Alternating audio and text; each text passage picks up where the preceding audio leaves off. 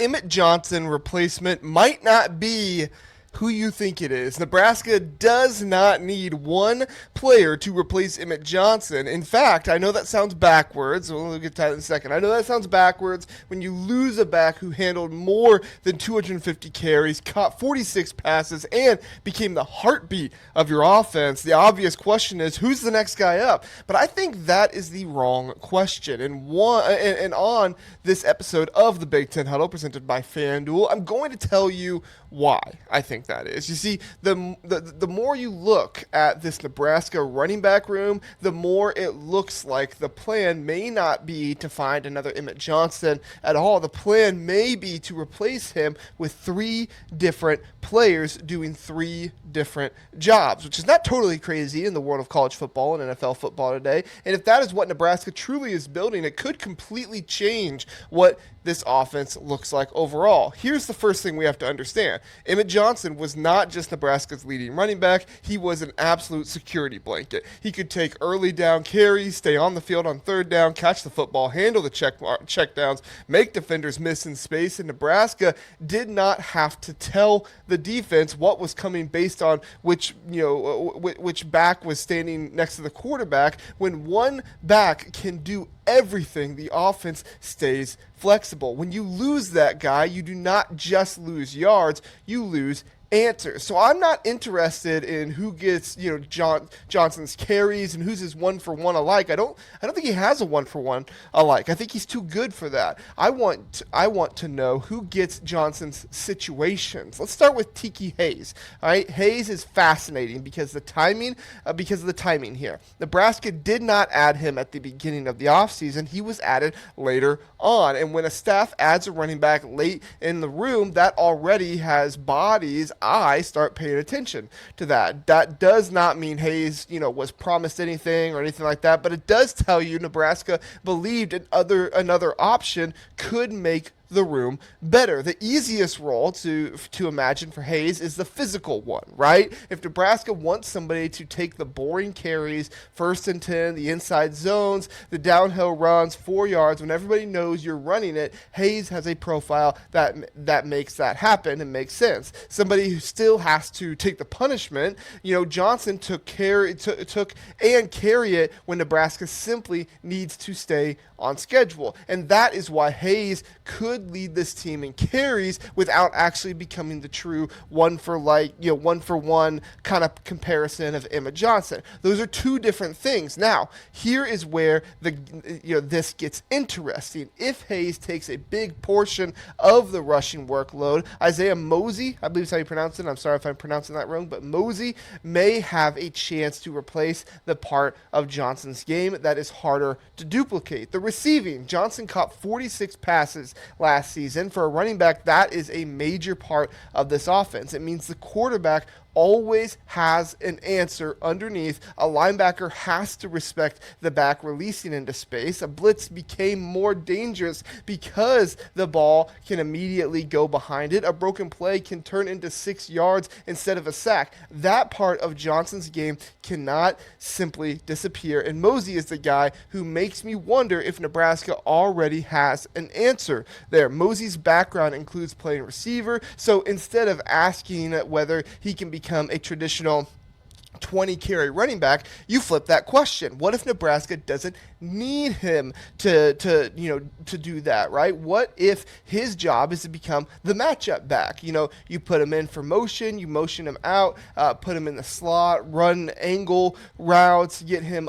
matched up on linebackers, you kind of use him in the screen game. You can let Anthony Calandria extend a play and give Mosey space under cover to uncover underneath. If Hayes handles much of the physical rushing work and Mosey handles much of the receiving work, Nebraska is already replacing two of Johnson's biggest responsibilities without asking either player to become Johnson themselves. But there is a third player who could blow this whole thing up, and he is somebody who we've talked about on this show multiple times, and that is Jamal Rule is the reason I would not get too comfortable projecting a committee for the entire season. Young running backs can earn playing time quickly if they see the hole, if they protect the football, and they protect the quarterback. And if Rule proves he can do those things, his physical ability gives Nebraska a very, very interesting problem. The plan in August might be a committee. The plan in September might still be a committee. And then in October, one player might become too good to keep splitting touches and keep taking him off the field. That is the open question about Rule. Jamal Rule, that is, not Matt Rule. I know it's going to get confusing back and forth with these guys. Can he earn the staff's trust quickly enough? Everybody loves explosive runs. Coaches love the guy who picks up the blitz on 3rd and 7. That's usually the separator between the two. If Rule can handle pass protection, ball security, and the details that do not show up on the highlight reel, Nebraska would have a player capable of absorbing more and more of the job. And that would create the best version of the situation. Nebraska would not have to force Rule to replace Johnson immediately. Hayes could absorb the physical carries. Mosey could absorb the matchup and receiving workload. Rule could develop without being asked to carry the offense. Then if he earns more, you give him more, right? There's like a Bible verse for that, right? With those who have been entrusted much will be given more.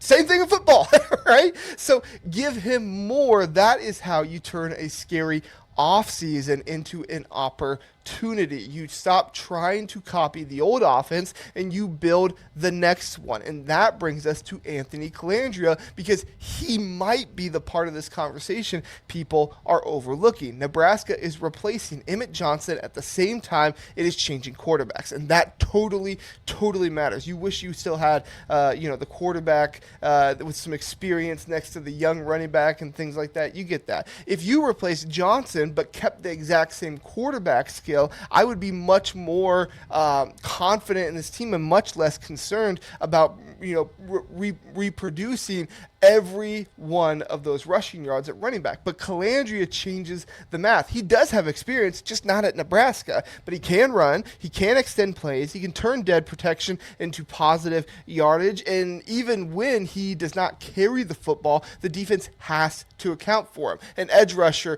who crashes too hard can contain. A linebacker who attacks the back too quickly can create space for the quarterback. A broken play or a broken pass play does not automatically become a loss of downs where he's just going to throw it out, across the out of bounds line. So Nebraska may lose rushing production from Johnson and still become more difficult to defend on the ground. Johnson was a huge piece of last year's rushing offense. Calandria changed the structure of this year's rushing offense, and that's why I keep coming back to the same conclusion. Nebraska should be trying to find the next Emmett, or should not be trying to find the next Emmett Johnson. That would actually worry me in a lot of ways if they were trying to find a one like-for-like comparison. If you spend all of August trying to force one inexperienced back become your runner, receiver, protector, check down option, explosive play threat, all at once, you are asking him to solve too many problems. Instead, Nebraska can spread the responsibility around. Hayes can give you physical carries. Mosey can give you versatility and receiving ability. Rule can give you upside. And Calandria gives you the rushing production that did not exist the same way last year because Dylan Raiola could hardly get out of the pocket and move. Now, here's the risk. Committee backfields sound great when everybody has a defined job. They look terrible when nobody separates, though. There is a kind of a thin line between we have three weapons and we do not just have one guy we can trust. That's the part Nebraska has to prove if the staff rotates backs because everybody is earning touches. That is a strength. If the staff rotates backs because nobody can protect the quarterback, nobody can handle 15 carries, and nobody can stay on the field in every situation, that's a problem. Those two scenarios can look identical in August. We will know the difference when Nebraska starts playing real football. And here's what I would watch first. Not who starts, not who gets the first carry. Watch third down. Who is standing next to Calandria on 3rd and 6? That tells you who the coaches trust. Then watch the fourth quarter. If Nebraska has a 6-point lead and needs 4 yards, who gets the football? That tells you who the coaches trust physically. Finally, watch the designated touches. Who is Nebraska deliberately creating opportunity for instead of simply, just handing the ball off to because they have to do it in that situation? That tells you who the staff believes can be a game changer for your team. Those 3 situations may give us 3 different names, and if they do, that might be the clearest sign Nebraska was never trying to replace Emmett Johnson with one player, because the goal is not to replace his name on the depth chart altogether. The goal is replacing his value, right? To be able to replace his value in what he does for the team. And if you can do that with Hayes, Mosey, and Rule, if they don't have to become Johnson. They just have to make sure Nebraska does not miss the things Johnson gave the offense. And if they do that, Nebraska will go over their win total on FanDuel. Their win total sits at 6.5 right now, and they're favored to go under that. But if they are able to get fill-ins for Johnson's, traits and what he did, that's only going to go up. And if those jobs get divided correctly,